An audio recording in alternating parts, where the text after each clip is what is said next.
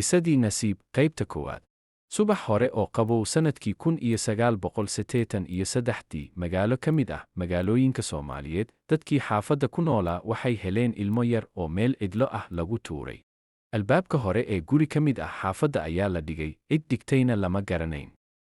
Ilmihii yar oo aad u ooyaya, codkiisuna wuxuu si tartiib ah ugu dhex milmayay subaxda aamusnaanta badan ee magaalada. Xaafadda dadka deggan oo ahaa dad Soomaaliyeed oo xigto iyo xigaalo isku dhow ahaa ayaa si dhaqso ah isu waraystay. Yaa ilmihii dhigay meeshaan? Waa ayo waalidkiisa?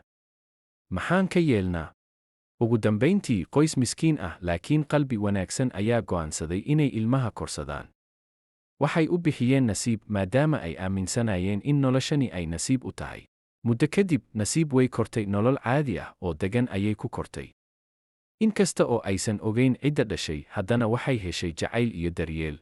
Hooyadeedii korsatay Nasiib oo la roon jiray Maryan aad ayay u jeclayd gabadheeda yarta. Odaygii reerka wuxuu u ahaa tiir adag oo ay ku tiirsanayeen. Laakiin nolosha mar walba ma aha mid deggan. Subax ka mid ah subxaha ayaa odaygii reerka sida caadiga u ahayd ayuu guriga uga baxay, isagoo rajo ka qaba inuu dib ugu soo laaban doono. Laakiin soo noqon doona. Bal adba?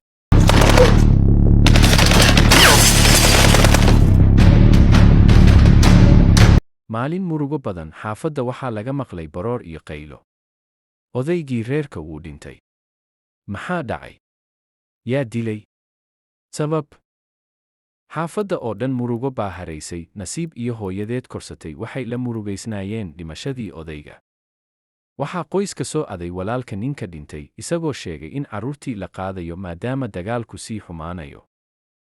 Nasiib oo ilmadu ka dayso waxay isweydiinaysaa, maxay noloshu ii nacday?